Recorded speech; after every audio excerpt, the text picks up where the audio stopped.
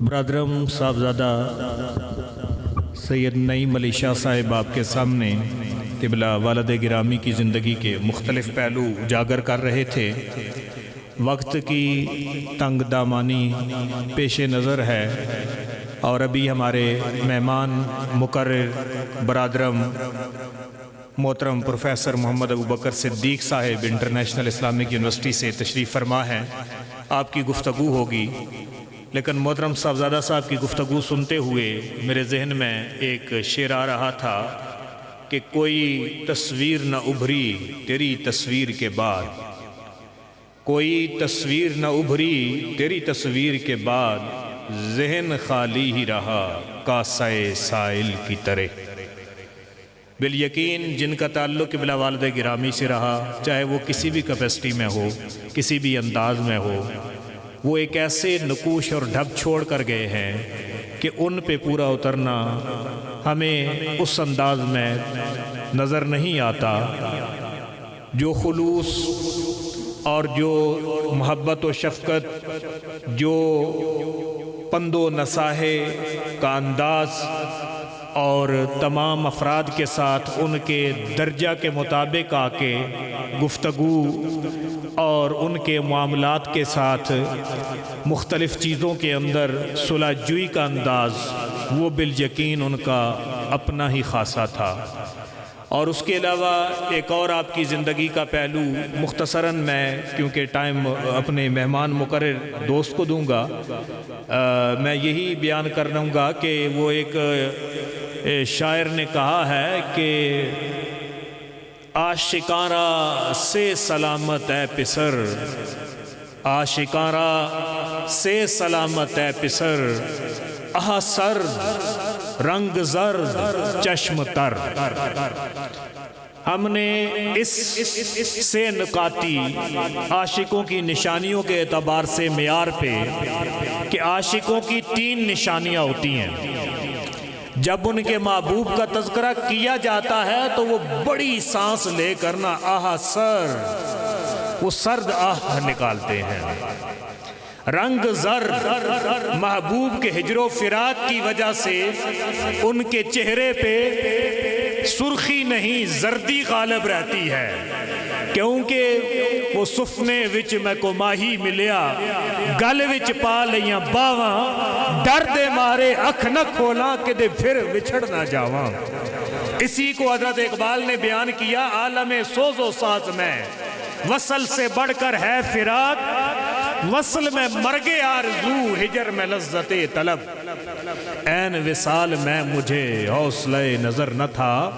گرچہ بہانہ جو رہی میری نگاہ بے ادب۔ کوئی پھر وقت ملا تو اس پہ وضاحت کروں گا، لیکن مختصر یہ ہے کہ عشاق کی محفل میں جنہیں محبوب کا دیدار ہو جاتا ہے، یا تو آنکھیں کھولتے نہیں ہیں کہ ہو گیا تو جدائی آ جائے گی، پھر کہتے ہیں وصال ہو گیا تو وہ جو تڑپ تھی جدائی کی وہ ختم ہو جائے گی۔ این وصال میں مجھے، وصل میں مرگے آرزو، ہجر میں لذت طلب۔ اور اس کے بعد آخری چیز ہے کہ سرد رنگ زرد چشم تر، اور اس جدائی کا اثر یہ ہوتا ہے کہ ان کی آنکھیں پرنم رہتی ہیں۔ تو اگر میں آقا کریم صلی اللہ علیہ وآلہ وسلم کی ذات گرامی کے بعد افراد میں سے کہوں تو حضرت بابا فرید الدین گنج شکر کے ساتھ آپ کو والہانہ عشق تھا۔ اکثر آپ کی زبان پہ رہتا تھا اللہ محمد 4 یار،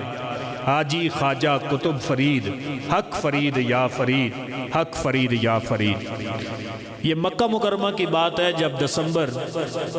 2015 میں آپ کے ساتھ عمرہ کے لیے گیا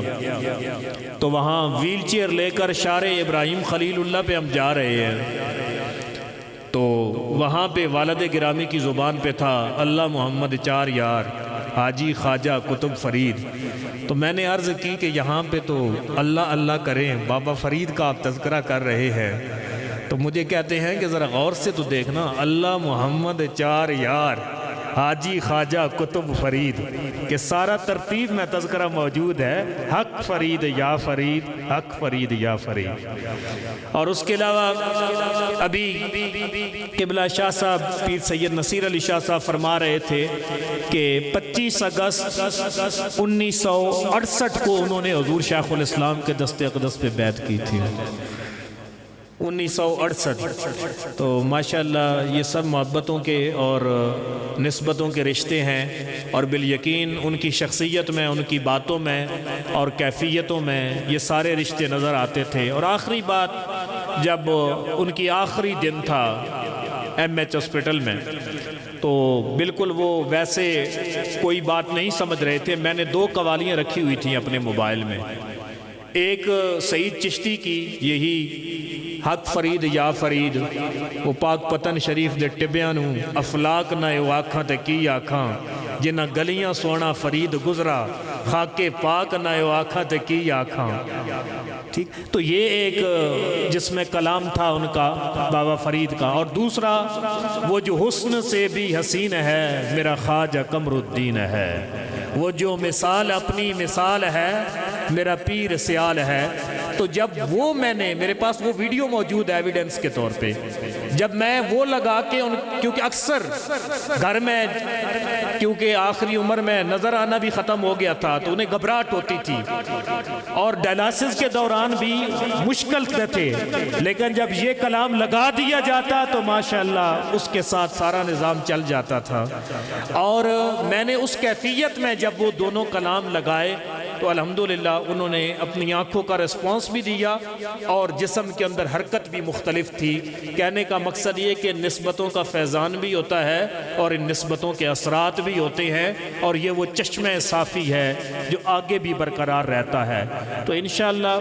انہوں نے جس انداز میں ہمیں تربیت دی، جن خیر کے کاموں پہ لگایا، ہم اللہ کی بارگاہ میں دست بدعا ہے کہ وہ ہمیں مزید ان توفیقات سے نوازے، اور جو سوز جگر ان کے پاس تھا اللہ تعالی ہمیں بھی عطا فرمائے۔ جو حضرت علامہ اقبال نے بتایا، اخلاص عمل مانگ نیا گانے کہن سے، شاہاں چی عجب گرب نوازند گدارا۔ تو